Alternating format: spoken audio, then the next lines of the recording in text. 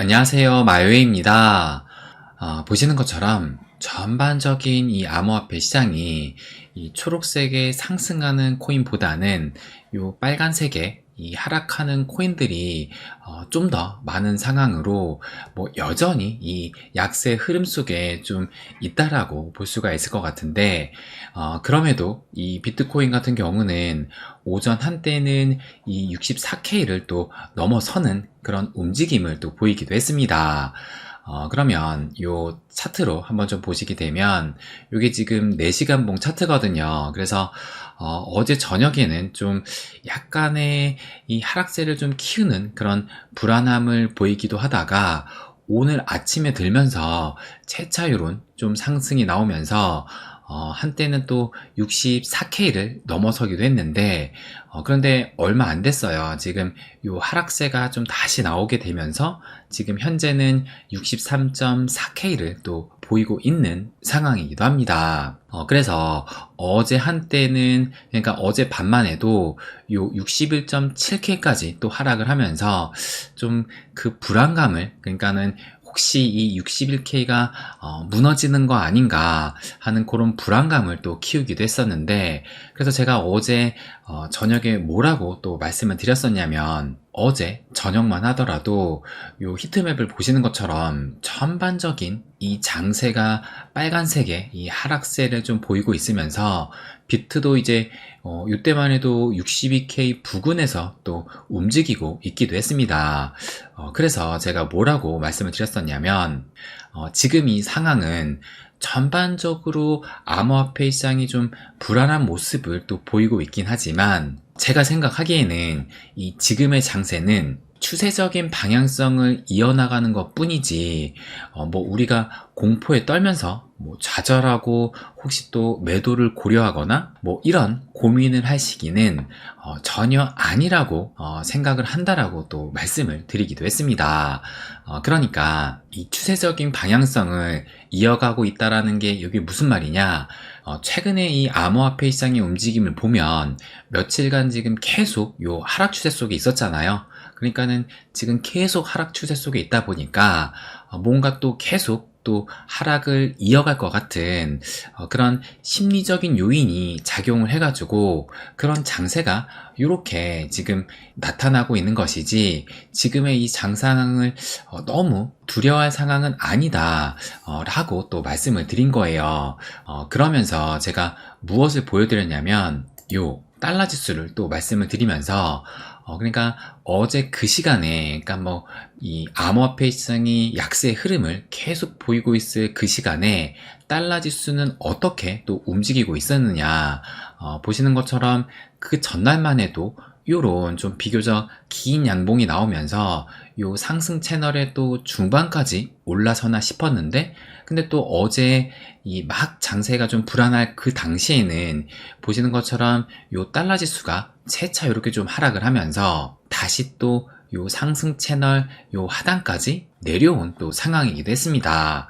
그러면서 최근에 이 달러 지수의 움직임을 보시게 되면 여전히 지금 이 상승 채널 안에서 이렇게 움직이고 있지만, 그런데 최근의 흐름만 본다라면 이 달러 지수가 이런 상승 추세에 있다라고 보기보다는 지금 이렇게 올라온 이후로 지금 그 수치가 대략적으로 한 105에서 106까지 이 부근에서 지금 횡보의 움직임을 보이고 있기 때문에, 비록 상승 채널 안에 있지만 이것을 상승 추세에 있다라고 보기에는 좀 어려울 것 같고, 그래서 뭐라고 말씀을 드렸냐면, 이런 움직임을 볼 때 이 달러 지수가 여기에서 지금 추가적으로 올라서기에는 어느 정도 부담을 느끼고 있다라고 볼 수 있을 것 같고, 또 그에 따라서 반대로 이 자산 시장은 하방 경직성을 보일 가능성도 크다라고 또 말씀을 드리기도 했어요. 그러면서 이제 이 미 증시도 어제 그 당시에 어떻게 흐르고 있었는지 체크를 해보니까, 보시는 것처럼 뉴욕의 3대 지수 모두 큰 폭은 아니지만 소폭이지만 요런 상승을 또 보이고 있었고, 그래서 결국에는 어제의 이 미증시 마감이 큰 폭은 아니었지만 그래도 전반적으로 이 상승으로 또 마감을 했다라는 것을 알 수가 있습니다. 그러면서 이 암호화폐 시장도 보시는 것처럼 오늘 오전에 이런 상승을 보이면서 그래서 결국에는 이것을 일봉으로 보시게 되면 보시는 것처럼 대략적으로 한 1% 정도 상승을 하면서 이런 아래 꼬리를 좀 길게 달면서 결국에는 이 일봉을 좀 양봉으로 마감을 했다라는 것을 또 알 수가 있어요. 그래서 지금 오전 한때는 또 64K를 넘어서기도 했지만 지금 비록 살짝 빠지긴 했는데 근데 이제야 일봉이 시작된 지 얼마 안 됐기 때문에 저녁에 또 이제 미국 시간의 요 움직임에 따라서 양봉으로 다시 전환될 가능성은 어느 정도 있다라고 생각이 들고, 그래서 만약에 오늘의 일봉까지 채차 요 양봉으로 전환이 되게 된다라면 그러면 좀 의미 있는 요 복마감이 되지 않을까, 저는 그렇게 또 생각이 들어요. 왜냐면 어제도 말씀을 드렸지만 최근에 이 비트코인의 움직임이 요런 하락 추세를 보이고 있었는데, 그래서 어쨌든 어제 보시는 것처럼 이 저점을 찍고 이렇게 말아올리는 움직임이 나왔었고, 거기에 오늘 일봉까지 양봉으로 또 마감을 하게 된다라면 일단은 요 하락 추세를 좀 끊어내고 채차 반등을 하는 그런 움직임을 또 이어나갈 수 있기 때문에 오늘의 양봉 마감이 좀 꽤 중요하지 않을까, 저는 그렇게 또 바라보고 있습니다. 그렇다면 오늘의 일봉이 양봉으로 마감될 뭔가 이슈거리가 있을까 봤을 때 요것을 또 볼 수 있을 것 같아요. 여러분도 이미 아시는 분도 계시겠지만 오늘 4월 30일에 얼마 전에 홍콩에서 처음으로 이제 비트코인과 이더리움까지 현물 ETF가 승인이 났는데 그 거래 시작일이 바로 오늘 시작이 됩니다. 그래서 이제 비트코인과 이더리움까지 수요가 생기는 그런 루트가 또 하나 생기는 것이기 때문에 이것이 또 호재로 작용될 수 있다라는 그런 생각이 또 들기도 하는데, 그런데 제가 이전에도 한번 말씀을 드렸지만 일단 가장 중요한 것은 이 홍콩 ETF에 중국의 본토 자금이 좀 들어오느냐, 그것이 또 중요하고, 그래서 이것이 실제로 가능하다 가능하지 않다 그런 얘기가 또 많기도 했어요. 그런데 이 기사가 지금 오늘 오전에 또 나온 기사인데 또 기사로는 중국의 본토 투자자는 거래가 불가하다라고 또 기사가 나오기도 했습니다. 그래서 아무래도 이 중국 본토 투자자, 그러니까 진짜 이 돈 많은 부자들이 또 중국 부자기도 하잖아요. 그래서 이 중국 부자들이 홍콩 ETF에 자금을 넣을 때 또 그것이 이 비트코인 상승에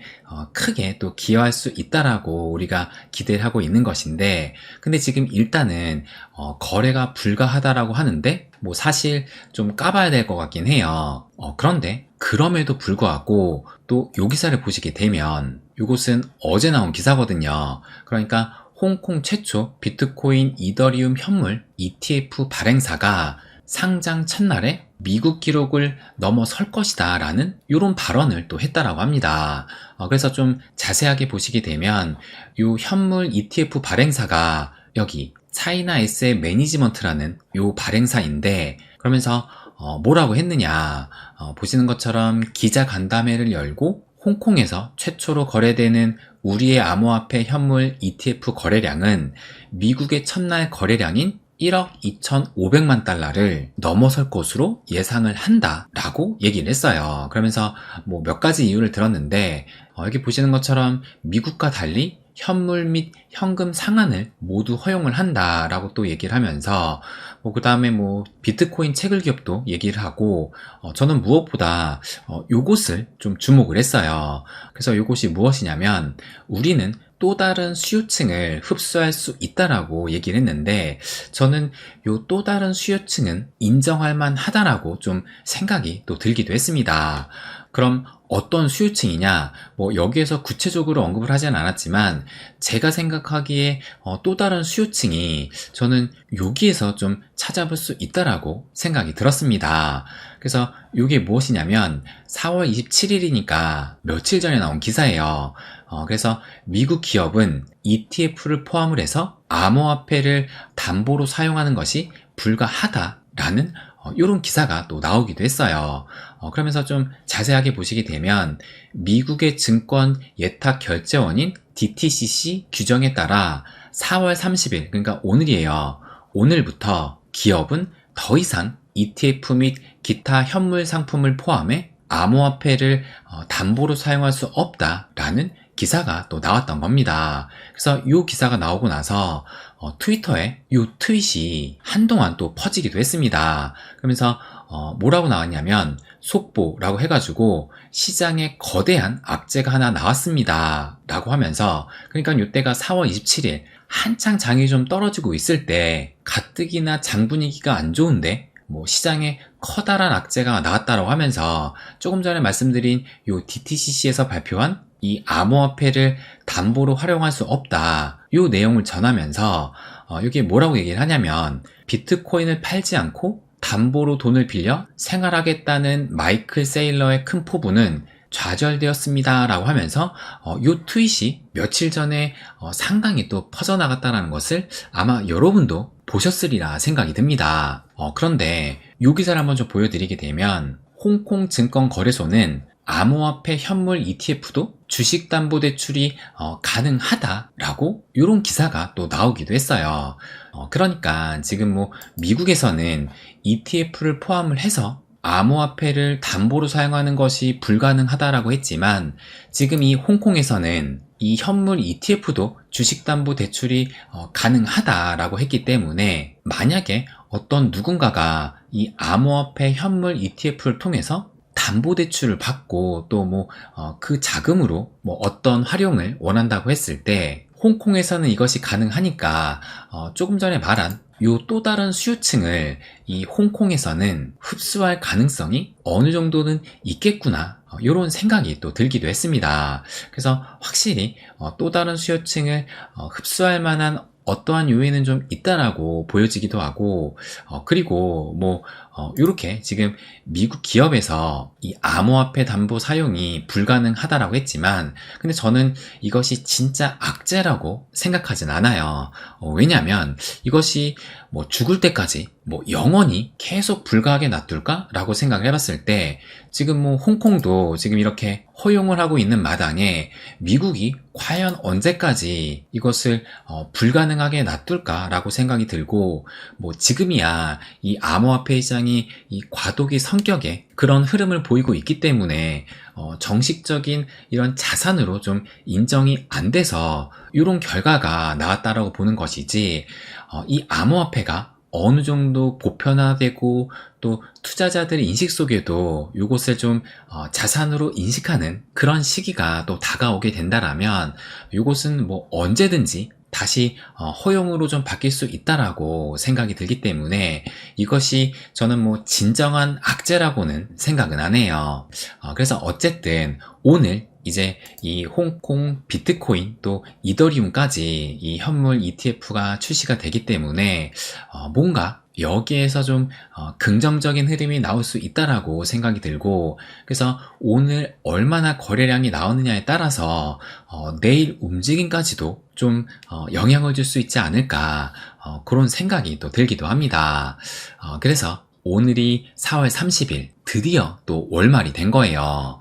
그래서 제가 이 4월 월봉이 마감이 될 때까지는 어느 정도 그 약세의 흐름을 좀 용인할 필요가 있다라고 말씀을 드렸는데, 그래서 내일 아침 9시까지 이 월봉 마감을 좀 더 지켜봐야 되긴 하지만 뭐 큰 이변이 없는 한 요것이 음봉으로 마감될 가능성은 매우 크다라고 또 볼 수 있을 것 같아요.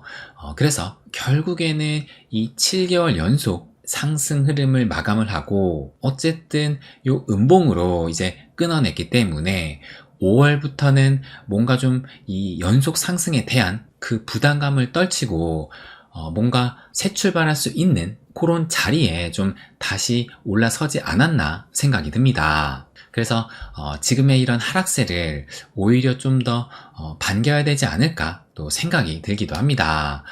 그래서 어쨌든 이제 이 4월 월봉이 마감이 얼마 안 남았고 또 내일이면 이 5월이 시작이 되는 만큼 5월에는 뭔가 분위기를 또 바꾸는 이런 반전의 상승의 흐름도 좀 기대해 볼 수 있지 않을까 그런 생각이 또 들기도 합니다. 네, 그럼 오늘은 여기까지 하겠습니다. 항상 제 이야기 끝까지 들어주셔서 감사드립니다. 부자가 되는 길, My Way.